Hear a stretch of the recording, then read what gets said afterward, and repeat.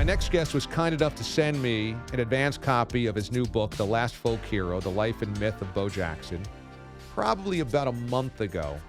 And I could not put this thing down. Now, part of this is that this is my childhood, but part of this is just I find Bo to be one of the most fascinating athletes of all time.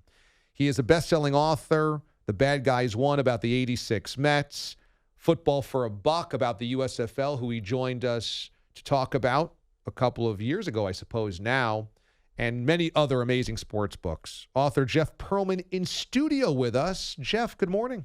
You're burying the lead. Which is? We met at a restaurant randomly in Laguna Beach like half a year, not even, maybe half a year ago. Over the summer, I was filling in for Jim Rome, and on my final day, I was like, I'm going to go to the beach for lunch. It's my final day here in California, and I go to this little place on the beach, and I see you in a corner booth, and I'm like, gosh, do I interrupt his meal? You know, you and I know each other, but not well enough to where I would say, like, I could just interrupt a meal. And I'm like, but I'm sitting about 3 feet away from the guy. I should probably say something. So you were nice enough to stop your meal. We talked a little bit. Oh, my God. Stop my meal. I mean, the funny thing is my sister-in-law, Jessica, I later explained, but she's like, wow, someone recognized you. You're famous. And I'm like, nah, I know him. It's like, no, it's not that big. Not that big. And then you were out on the beach with them, your two sisters, right? And my wife. And your wife. Yeah. And so then we talked on the beach a little bit, and we caught up. And so it's great to finally have you in studio. That's great. You'll be here in the city, New York City, doing a few PR things. Good Morning Football after us on NFL Network today. And when I texted you this, I think this is a historically significant work that you did. Oh, thank you. I appreciate because as you collect in this book, there's a lot about Bo Jackson that's not on video, that only exists through people's storytelling, anecdotes, and firsthand accounts. And if you don't have those, I don't think the full picture of how great he was exists. So what was it like to, this is why it's a folk hero, right? Because you don't know what reality is versus what's in people's imaginations. I kind of agree with you. I think it's sad. My kids know who Bo Jackson is because their dad wrote a book about Bo Jackson, but they're teenagers in that era, that generation. They don't really know Bo Jackson. And they've heard of Mickey Mantle, and they've heard of Joe DiMaggio, but they don't know who Bo Jackson is. And I'm sure you agree with me. The guy's the greatest athlete of all time. The things he did are absolutely bonkers insane. People are like, well, did most of it check out? Most of it did check out. He did run a 4.13 40 at Auburn. 4.13, which would by far make him the fastest player in the NFL. Yes. He did a 4.13 40, and he was 220 pounds, right? He shows up with the Raiders in 1987. He runs a 40 on grass in pads at 4.19, and Tom Flores, the head coach, goes, we got to do that again. They measure it out to make sure, and he does it again, and he runs a 4.17. I mean, he's in pads running a 4.17. It's ridiculous. It's utterly ridiculous. So not only was he fast, not only was he powerful, his baseball exploits in high school and then the amateurs were amazing. And that part of the book I found fascinating because, again, there's no video of Bo in high school. But what you've talked to from everybody that played against him in high school or played with him was like, you have no idea the feats of strength he showed on the high school baseball diamond. Wait, this is how I always say it. Okay. Bo Jackson in his high school career stole 90 out of 91 bases. I found the one guy who threw him out. It was Sam Doss from Jess Lanier High, and he said it was a high fastball, and I just made the perfect throw. And he said Bo Jackson came up the next at-bat, home run, hit a homer, crosses home plate, winks at him, right? Like that was his Bo Jackson. Bo Jackson set, as a senior, the single season at the time home run record, which was 20 in a season in 25 games. He missed 7 games because of track. In track, he won back-to-back state decathlon championships as a senior. Junior senior. His senior year, he won it on a sprained ankle. The day after winning the decathlon, he skipped the last event, the 1500 in the decathlon, because he hated distance running, so he got so far ahead he didn't have to do it. The day after, in a state playoff game, an elimination game, he pitches his only game of the year, strikes out 13, and they win. Oh, by the way, he set 5 state track and field records. I mean, it's ridiculous. It's absolutely absurd. I don't know if you heard, he also played football. He also played football. So he's a state champion track and field star. He's an elite baseball player. He's an elite football player, and anything he wanted to do, he could do, basically. Mm-hmm. And yet part of this, as author Jeff Pearlman joins us here in studio, is that Bo has always been seemingly completely unamazed by his own prowess. Mm-hmm. You got to talk to him about this book, and about his exploits, and nothing about it's very braggadocious. It's just like, yeah, this is what I did. So I have to say, just to be transparent, when I first started working on the book, I wrote Bo Jackson a letter, and I sent him a bunch of my books. And he called me at home, and he said, "That's a big mug of water right there." Yeah, you got to stay hydrated. That's a Bo Jackson-sized bottle of water. I called Bo, and he called me. I sent him a letter. He called me. And we spoke for about a half hour. He was very polite. He was driving to get his wife a salad. And he said, I don't have a problem with you doing this, but I've been approached many times, blah, blah, blah, blah, blah. I kind of value my privacy. I am not going to help you, but it's fine, And that was our conversation. So he was not going to help you piece together his biography. Correct. And he didn't. I got really lucky, which is in 1990, Dick Schaap wrote the book Bo Knows Bo with Bo Jackson. And before Dick Schaap, was one of my all-time favorite journalists, passed away, he donated all his notes and interviews to the Auburn Library. And I don't think anyone's read them in the 30 years since, but I found out they had them. Wow. And it was all the audio interviews on cassette that he did. So mounds and mounds and mounds of interviews, most of which never made the book. Yeah. So I did not, Bo did not help me with the book. I ended up listening to 15, 20 hours of Bo Jackson, age 28, telling his stories. It was an absolute goldmine. And then I interviewed 720 people. I mean, that's the other thing. You talked to every single person. I mean, there was a random high school baseball team in here that you tracked down like 7 of their players that just happened to play against Bo Jackson one time. It's extraordinary. And so that must have been amazing to listen to Bo at the peak of his powers, right? Because Schaap wrote this in the early 90s. They were all 1989 interviews, and Bo's injury, the hip injury, came in 91. So it was 2 years before mortality. So, boy, listening to Bo in the moment when he is the biggest superstar in sports must have been fascinating. Yeah, it was amazing. And there are a few things that strike you. Number one, there is a level of humility that you don't see in other athletes. Like at the time, he and Deion Sanders were the two sport guys. And it was the 180 of Deion at the time. Totally. Deion was brash and braggadocious and all that. And Bo was very understated. This is what I do.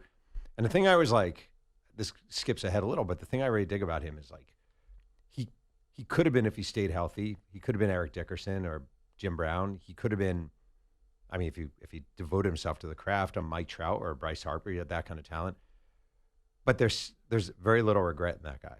He's like, I did my career. I did 2 sports. I wanted to do 2 sports. I got hurt. I'm a dad. I'm a grandpa. I live my life. I'm happy.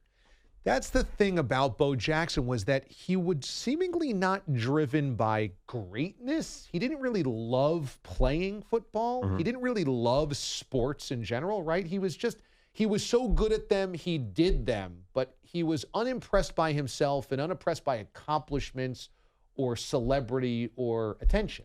I think there's a funny thing, like, when he ran up the wall in Baltimore, which I still consider one of the all-time greatest highlights. Like, because I always say this, like, people will be like, his best play had to be running over Boz, or it had to be throwing out Harold Reynolds at home. But we have seen different productions of that through the years, where someone runs over someone. Or I always think this, we've never seen someone run up a wall before or since. We just haven't seen it. And the thing that's so crazy about that, he ran up the wall. This is in Baltimore. The Orioles bullpen was behind the wall. And I was talking to a bunch of guys from the Orioles. They recoiled because they thought Bo Jackson was coming over the wall. They could see his head. And we're like, whoa. The other thing about the wall, it was flimsy. It wasn't like a solid wall where you could plant into. It was like a really crappy. It's old Memorial Stadium, not Camden Yards. It was mostly plywood covered with tarp. So, and the thing is, like, everyone is blown away. The next day, players throughout baseball are trying to run up walls during batting practice, and no one can. And Bo Jackson was the least impressive of anyone. To him, of course I did that. Like, that's me. I can do that. It's extraordinary. And it's such an important title, The Last Folk Hero, because I think what the book summarizes here is that Bo can't happen today, because all of those high school exploits, all of the minor league stuff, all of the college football stuff would be caught on video. He'd be hype beyond hype. We would know everything about Bo by the time he was 17 or 18 years old. He would be Arch Manning. He would be something of that Bronny James or something. But because he existed before the internet, there's just not a lot of hard evidence of how great he was. It's actually striking if you think about it. Like between the break, you were on your phone, right? And let's say if Bo Jackson 5 seconds ago climbed a wall in 2022, you would have seen it and we'd be talking about it right now. He climbs that wall, you have to wait until the next day to even see it, and maybe even a week to see it. It's just crazy. And Joe Posnanski, great writer, was the one who actually initially coined the phrase, the last folk hero. And what he was really referring to specifically was the throw against Seattle with Harold Reynolds. I've seen that replay a gazillion times. You've seen that replay a gazillion times. I didn't even think of this until the moment, but you don't see Bo Jackson release the baseball. No. Because the camera goes to Reynolds rounding third. Yeah. So it's almost like, did he release the baseball? Yes. Did he not release the baseball? Well, did it come out of a howitzer? Right, exactly. And we don't. So it's like the myth is there. There's a story in the book. He's playing Fairfield High School. He's a senior at McAdory. And I kept hearing people tell the story. He hit a ball so high to shallow left field that by the time it came down, he was rounding third. Which is insane. Which is ridiculous. And your initial reaction is, okay, give me a freaking break, right? But then I recall one person, two people, nah, man, I'm telling you. And I finally got Eddie Scott, the left fielder for Fairfield High. And he's like, 100% true. I lost the ball. It was so high. I literally lost visual tracking of the ball. It comes down. I pick it up. I look up. Bo's heading for home. I mean. That Bo Jackson hit a ball so high and was so fast. Yeah. That before it hit the ground, he had gotten a third base. It's crazy. And the thing is, I am aware of the possibility that if we had Twitter or whatever, he would have been at second base. You know what I mean? Like, I'm aware of this possibility. Like, it is possible that Eddie Scott, through the years and foggy time. And everybody talking about it. Right. But that's kind of the fun of it all. Yeah. And it's something we don't have anymore. Yes. At all. That's exactly right. And the Bo myth starts in high school because you write about how there's a lot of local newspaper people going, like, is that stuff real? Should we go cover him? Then he gets to college and Pat Dye is his coach at Auburn's saying, we're not going to hype him up. We're not going to play him early because people don't know how good he is. Again, no, this could never happen now. No. If you had a 5-star kid come in and you would tell them, like, we're not going to play him early because nobody knows how good he is. We would all know how good he is because we would have seen all of his high school film. He also was in the shadows. Number one, Marcus Dupree was the number one high school recruit in the country, like by far leaps and bounds. And he went to Oklahoma. He came out of Philly, Mississippi. But then in the state of Alabama, Bo Jackson shows up at Auburn, and the number one running back recruit is a guy named Allen Evans out of Enterprise High School. And he's sort of, if you picture like a poor man's Barry Sanders, he's very shifty and he does this. And he shows up at Auburn, and everyone's all about Allen Evans, not Bo Jackson. And Evans shows up, and for the first 2-3 days, everyone's like, man, this guy's good. And then 4 or 5 days in, the defense is starting to figure this guy out. And he's shifty, but he doesn't have that much else to him. Meanwhile, there's this guy, Bo Jackson, who's just steamrolling guys and just running over everyone. And he's also like, he was really quiet. He had a severe stutter. Like, he wasn't, like Allen Evans was like talking to everyone, hey, blah, blah, blah. But Bo Jackson is just like, he's eating by himself. He's in his head. He's kind of intimidating. He seems kind of brooding. And that adds to it all. And newspapers start writing about this guy very quietly. There's this guy, Vincent Jackson. He looks like he could be pretty good. But Allen Evans, and then after a few practices, this guy, Vincent Jackson, he looks really good. But Allen Evans, and Bo didn't start the first game. It starts the second game, runs for 100. Starts the third game, starts for 100. Allen Evans transfers to UT Chattanooga. No disrespect to Allen Evans. Yeah. You've written so many amazing books. Was this one of the most fun to do? Yeah, because it's like you. It's dipping into your childhood, and it's thinking about the posters on your walls, and then it really is. I swear to God, it's like diving into a poster on your wall. It's like I had the. You probably remember this. Not just the Bo nose with the bat, but the Bo with the different. He's wearing the different uniforms of the different sports. Yeah, I had that on my wall, and I just feel like I dove back into it, which is a magical feeling. So this book, The Last Folk Hero, is out for advance orders right now, right? No, it's out today. It's out today? Today. Oh, today drops. I'm here, man. Oh, awesome. All right, so this book. How much are you paying me to be here? Right. One big thing of water. I'll take it. Only if it's in a University of Kentucky bottle. Otherwise, I don't want it. So this book drops today. It's called The Last Folk Hero. So you can go on Amazon right now and order it and get it. I'm telling you, if you are of this age group, and I'm 43 years old, this is one of the books that you just will not be able to put down. But we got to get into Bo's professional career, the hip injury, and some of the things in this book that make you go, could that really have happened? Jeff Pearlman, the author, The Life and Myth of Bo Jackson. The book is out today, joining us in studio. Stay with us. We'll be back next. This is the DA Show on CBS Sports Radio. New book dropped today, The Last Folk Hero, The Life and Myth of Bo Jackson, by best-selling author Jeff Pearlman. He wrote Football for a Buck about the USFL, which I just loved, and he joined us on the show, a couple of years ago. He's in studio with us today for the Bo Jackson book. And I ran into Jeff when I was out in L.A. filling in for Jim, and I don't remember the name of the restaurant, but I remember what I ordered, and it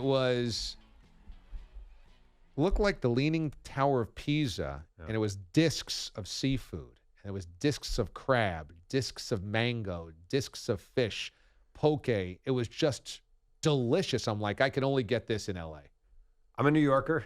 I've been walking the streets for 2 days eating pizza and bagels, but it's not the worst place to live. Southern California. Yeah. Especially in the coming months. It's pretty sweet. I would imagine. Yeah.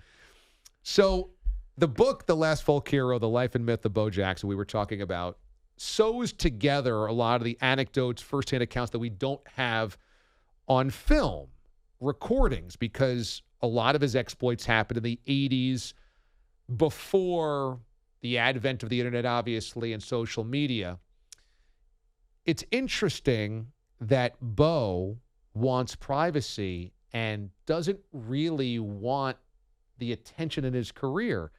I guess it's part and parcel of who he is, but it's interesting that even at this point in his career, he's really not interested in anybody appreciating who he was. He would rather just be forgotten in some ways. I don't think he wants to be forgotten, but I think, I don't know if you've dealt with athletes like this.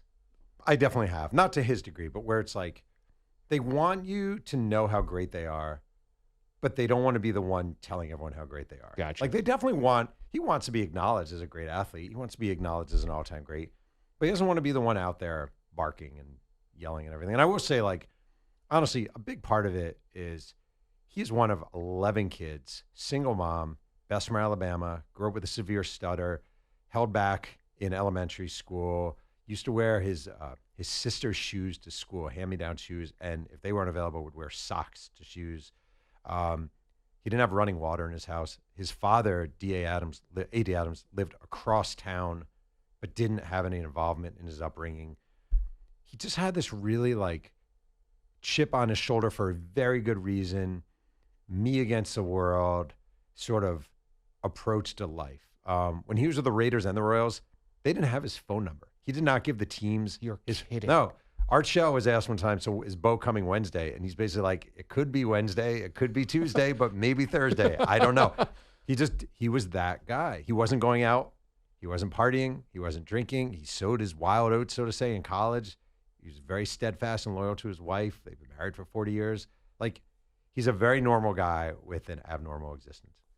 On that point, Bo grew up quick. Now, Bo's nickname, it's Vincent, his given name, but it becomes Bo because that's short for boar, short for wild boar, because he's flogging wild boars as a 7-year-old? It's a crazy story. No, 7 is when he said he lost his virginity, which, all right, so I just want to say in the book. Oh, 7. I thought it was 9. 7? I think it was 7.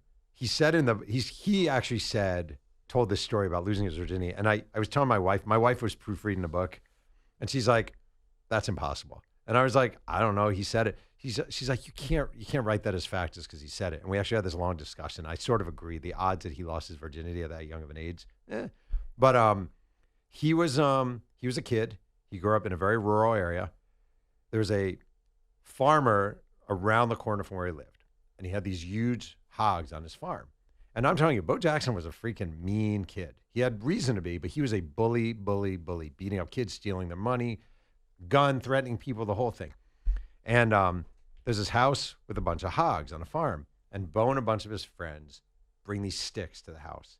And for 3 days, they pick the biggest hog and they just beat the crap out of it. Like they come and they're battering it with sticks. They leave. They come back the next day. The thing's still alive. They're battering it with sticks. They come the next day. And he ended up getting caught. And the threat was from his mom was, I'm going to send you to reform school. And Bo Jackson had a brother who went to reform school. And his brother came back from reform school and told him all these stories of being like raped, and he's like, you don't want to go to reform school. And Bo Jackson's greatest fear in life of his childhood was reform school, this idea of reform school. But the name Bo is short for boar hog, which came from beating the crap out of these hogs. He grew up in an area, the treatment of animals was just like there. He told the story of like kids setting, not good. Yeah, setting animals on fire, like awful stuff. Yeah, really disturbing, disheartening stuff. But Bo Jackson comes out of a pretty rough childhood and upbringing, and somehow is the do-everything guy. And when he's with the Royals, they're wondering, are you going to do football as well? Can you just focus on baseball? And he is just committed, I'm going to keep doing both. Were either party, the Royals or the Raiders, ultimately the Buccaneers who had drafted him, were any of them okay with this, or they just knew they had to deal with it because that's what Bo wanted to do? The only team that was okay with it was the Raiders. Well, first of all, he's the number one pick in the 1986 draft by the Tampa Bay Buccaneers. And he was never going to sign with the Buccaneers for a really good reason, which is he's a senior at Auburn playing baseball. And the Buccaneers fly him to Tampa Bay on their team plane for a physical. And it turns out that was a violation of SEC rules. And midway through his senior year of baseball. Were there SEC rules in the 80s? I know, it's the dumbest nonsense. It's so stupid, it actually hurts my heart. Like you're reading, like Bo Jackson's, again, he's one of 11 kids growing up in a 3-room house. And you're taking away his baseball eligibility because he took a flight. It's such garbage. And they're all getting paid anyway. The whole thing is garbage. But he takes his flight. The Bucs fly him in. SEC finds out. Eligibility over. He's like, I will never sign with the Bucs. And one of my favorite anecdotes in the book, Steve Young told me this. He was the best. And he said, later on, the Bucs draft him number 1, and Bo agrees to go to Tampa and just meet with people. Note that the Buccaneers hypothetically held the rights, not hypothetically, literally held the rights to both Steve Young and Bo Jackson in their primes. Steve Young would have been their quarterback. Bo Jackson would have been their halfback. It's preposterous. And they fly Bo Jackson in. And Hugh Culverhouse was the owner of the Bucs. Awful, awful guy. And he asked Steve Young, their quarterback, he's like, can you come to dinner with us and try to woo Bo? All right. 3 of them are at dinner. Hugh Culverhouse, the owner, Bo Jackson, Steve Young. Culverhouse excuses himself. Bo Jackson leans into Steve Young and goes, yo, man, just so you know, there's no effing way I'm signing here. Steve Young is like, okay, my job is done. I'm good. My recruitment is over. And so he never Bucs draft him. He's like, I'm not signing with you guys. It's one of the biggest blunders in draft history because they knew. He goes to Royals. And when he goes to the Raiders, when he says, I'm going to sign with the Raiders, the Royals are furious. Furious. And his teammates, Willie Wilson, Frank White, even George Brett, are furious. The Raiders had drafted him in the supplemental draft? No, the Raiders drafted him a year later. He was back in the draft. So in the 87 draft, they take Bo Jackson. But much later, right, than the first round. Yeah, they took him with the late round pick. Yeah, and because nobody thought he was going to sign. Right. And it was actually a Raiders receiver named Chris Woods had played with Bo at Auburn. And Bo actually had said to Chris Woods, listen, tell Al Davis to draft me. I'll consider doing this. So they draft him. To the Raiders, this is like great. Like, you want to play 8 games? You want to play 7 games? This is a marketing bonanza. You're excellent. You'll come in. You'll play how many games you want. You'll be fresh. This is great. He's going to wait until after the baseball season's done. So he's going to report late October or mid-October or so, about half the season's over. He would take 2 weeks after baseball, go to the Raiders. The Royals are furious. The Royals are furious. They feel betrayed. They think this is nonsense. And their biggest thing is, and it's fair, he needed development. He was a very, very raw baseball player, a very raw baseball player. And they want to send him to instructional league, and they want to do this, and they want to do that. And all of a sudden, his offseason is going to be spent playing football.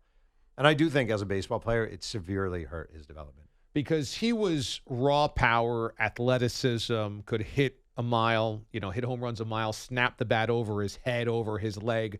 But he struck out a lot. His approach at the plate wasn't necessarily polished, and that's what they were hoping for. Can I digress for a second to tell you about his first at-bat in the majors? Please. It's so worth watching. It's on YouTube. It's amazing. His first at bat in the majors is like a rock opera. He comes up September 2nd. In his contract, he had to be called up in 1986. He played for the Memphis Chicks for most of the year. He comes up. It's his first at bat. They're playing the Chicago White Sox. Steve Carlton is pitching for the White Sox. He's a 321 game winner. Bo Jackson comes up. It's a 7-pitch at bat. He hits a home run in one of the swings over the left field foul pole. He's convinced it's fair. John Hirschbeck calls it foul. He gets a standing ovation as he walks back for a foul ball home run, okay? He does this thing with a baseball bat. I wish you had a bat here. I could actually show. He's just stretching. It's during his at bat. He takes the bat, pulls it behind his head without bending his elbows, does this, brings it back. Like he's doing all these things, right? He does a long walk around the plate, all these things that would get you killed. On the 7th pitch, Steve Carlton throws him a slider. This is also one of the great lefties of all time. Yeah, all time. Bo Jackson hits a grounder to second base to Tim Hewlett, okay? Bo Jackson beats the grounder to second base out. He beats it out, all right? Sitting behind home plate are a bunch of scouts. They're all like, Art Stewart was the Royals chief of scouting, and he clocks home to first. And he turns to another scout. He's like, what did you get? And the guy's like, I think I got it wrong. He turns to another guy. He's like, what'd you get? I definitely got this wrong. Art Stewart's like, because I got a 3.6. And the guy's like, I got a 3.6. I got 3.6. It was the second fastest recorded home to first time ever. Mickey Mantle ran a 3.5 for a right-handed hitter. Mickey Mantle ran a 3.5, but that's when stopwatches were like, tick, tick, tick, tick, tick. Like, this is his first at bat. And the best part is he didn't know who Steve Carlton was. After the game, they were like, what does it mean to you to get a hit? No idea. Right? It's amazing. Had no idea. No clue. No idea who he was. The author, Jeff Pearlman, of The Last Folk Hero, The Life and Myth of Bo Jackson, which drops today, joins us in studio here for a couple more minutes. The injury is devastating for a million different reasons, but in 1990, he's playing baseball for the Royals. Mm-hmm. He's playing football for the Raiders. The Raiders actually make the playoffs. They have a home game against the Bengals, and I remember watching this game, and he lands somewhat awkwardly, but it does not seem like it's all that terrible. The announcers don't realize it's that terrible. He does get helped off the field, but there is chatter after the game that he'll be back the next week. The Raiders had won in the wild card round to then go to Buffalo for the divisional round. Yeah. And I remember thinking, okay, Bo plays against the Bills coming up on Sunday. That's the last time he ever takes a handoff in the NFL, and his career is never the same. If that injury happens today, is his career as derailed as it was in 1990? No. His football career is probably over. But Andy Murray, the tennis player, had actually a similar injury, had a modern hip replacement, came back and was still a serviceable, not as great, but very, very good high-level tennis player. The thing that's amazing, and people don't talk about this enough about Bo, is he comes back, and the artificial hips at that point were very crude. It was basically a plastic hip with metal screws. And what would happen is you would move your hip, and the metal would rub on the plastic, and little plastic shards would come off of the hip. Like, it was really crude. It was like your grandma. It wasn't meant for an athlete. It was meant for your grandma. And your grandma isn't doing this motion so he comes back. He has his fake hip. He shows up. Oh, the Royals the whole time are like, don't play football. Don't play football. You're going to get hurt. Don't play football. He plays football. He signs a $2 million contract with the Royals, but it kicks in after like spring training. He shows up at spring training on crutches. The Royals release him, and he's like furious at the Royals. And it's one area where I can't agree with Bo Jackson at all. Like, they told you not to do this. Like, what are they going to do here? Like, they told you not to do this, and you did it. And he's basically like, I'm going to come back. I'm going to shove it down their throats. He signs with the White Sox. His comeback is amazing.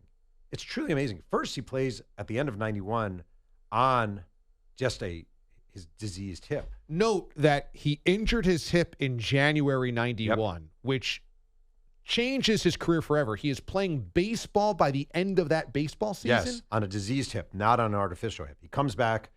He's not very good, but he has this amazing home run against the Yankees, Neil Heaton. It's like this moment. But he comes back spring training 92, and his right leg has shrunk from the hip. You know, the hip is reduced in size. There's disease. So he's running in spring training. There's a sad, sad moment. He's playing a spring training game against the Detroit Tigers. He hits a grounder to, I think, Lou Whitaker at short. Alan Trammell at short.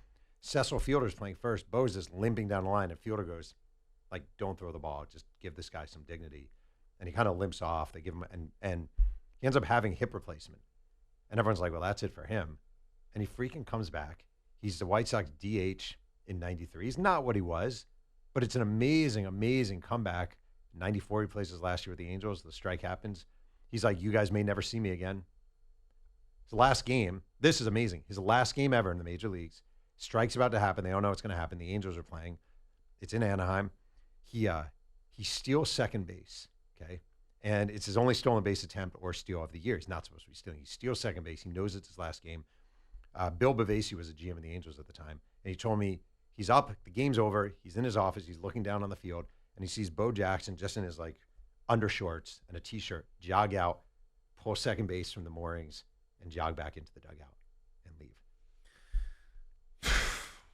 I mean, the career is just outrageous. I wonder, you spoke to more than 700 people for this book. Mm-hmm.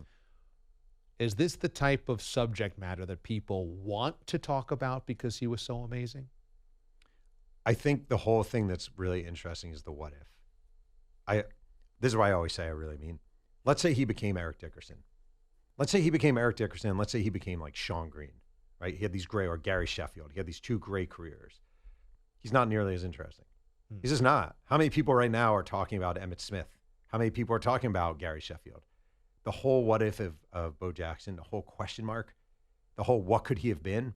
Look at that highlight. Look at him climb the wall. Look at him run over the bars. Like, all that stuff is what makes him so fascinating. Unless he was Eric Dickerson and Gary Sheffield. If he was both of those, it would be different. But I do think it's not that dissimilar, honest to God, from us, why we're so fascinated by Kennedy and not Eisenhower, why we're so fascinated by Tupac and not Jay-Z in the same way. Like, there's something about, I mean, those are deaths, obviously, but there's something about an abrupt ending. He had an abrupt ending in an athlete sense. Which is far more fascinating to the average brain. And so when you reach out to these people, they're like, yeah, I want to talk about Bo. Yeah, because their stories are freaking fables. And they're all like, and the thing is, like, everyone remembers, because he became so huge, you call Eddie Scott from Fairfield High, and he's like, that ball. You call Willie Wilson, who's playing next to Bo, and he ran up the wall. Oh, man, I remember that. All these guys have their very profound memories of Bo Jackson because he was the myth in front of them.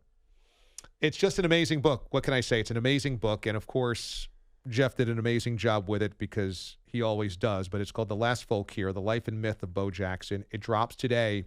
We had a couple of listeners ask if it's in audiobook form, and it is. Audiobook as well. Luckily not read by Jeff Pearlman. Amazon.com is where you can get the link to the Kindle, the audiobook, the hardcover, the paperback. All of that is available right there at Amazon.com. And it's at bookstores as well. I know that you've had them at a couple bookstores. So yeah, all over. And if you send me $1,000, I will send you a book. How about that? Special deal. Before we let you go, Brett Favre's been in the news for the worst reasons. Yeah. And you wrote a biography about Brett Favre, and you had such an interesting tweet. You said, I usually don't do this about my subject matter, but I need to say, don't buy my book. Yeah. Don't read this book that I wrote. Why? I'm just, it's more about him. That was like my statement about how despicable he is. And this is what I never understand. I never get this. You're Brett Favre, okay? I get it. You're from Mississippi, blah, blah, blah, small town. You just spent 20 years of your life in the most diverse world possible, okay? Pro football. You have teammates from all walks of life, but you have a lot of African-American teammates who grew up poor, who needed help along the way, who dilapidated schools. It's such a common story in America. And you take frickin' welfare money in the state of Mississippi, which is a dirt poor state where people genuinely need help, and you think it's a good idea, you think it's cool to take that money and use it on a volleyball arena at your alma mater for your daughter. And I'm sure he grew up around poor people that were white as well in his own neighborhood. Of course. He just saw it all over the place. I don't even get, and what kills me also is like the politicians, the former governor of Mississippi, like, you guys are adults. Like, you're still enamored by a guy because he threw a football far. Like, you're that enamored by this guy that you're willing to give him welfare money. It's just, and you know what? The last thing I'll say on this, we should have been done with this guy when he was sending pictures to Jen Sturger. And we all kind of laughed it off. And we were all like, oh, he's the gunslinger. And oh, it's just a indiscretion. And oh, it's funny. And like, I really mean that, myself included. We should have been done with this guy long ago. And we weren't. And it's on me as much as anyone. Like, I wrote a book about him. It wasn't a glorious book. It was a hard take on him in a lot of ways. But like, he's scum, man. That guy's the scum of the earth. I have no interest in him. Well, it's such an interesting take for you because there was a lot of glory in that book, but you also were real about him. And you did the same thing with Walter Payton, right? And that became controversial because a lot of people just want the whitewashed version of the heroes, but you kind of refuse to do that with both of those subjects. I feel like one of the flaws of this business, not flaws, but like if you decide to write biographies, it's a full telling of someone's life, the good and the bad. And a lot of people, especially in sports and entertainment, they just want to know Jennifer Lopez is amazing or Taylor Swift is this or whatever. And I think you learn as much from a person's shortcomings and struggles and flaws. Like knowing that Bo Jackson was wearing his sister's sneakers to school, like tells me something about him. Learning that Walter Payton, the poverty that Walter Payton grew up in Columbia, Mississippi, tells me something about him. So I like knowing the full story. I don't consider it an indictment of their character. I consider it, in many ways, a sort of fulfillment of their character. Jeff Pearlman, New York Times bestselling author, The Last Folk Hero. The book is out about Bo Jackson today. Go and find it. I'm telling you, you won't be able to put it down. Jeff was kind enough to spend a couple of minutes with us. He's going over to Good Morning Football and NFL Network after this. So good luck with your bagel and pizza today. They're paying me a lot more than you are. I just want to know. They're giving me You a mean free. More than zero? Yeah, more. They're doubling everything. No, thank you for having me on. This is awesome, man.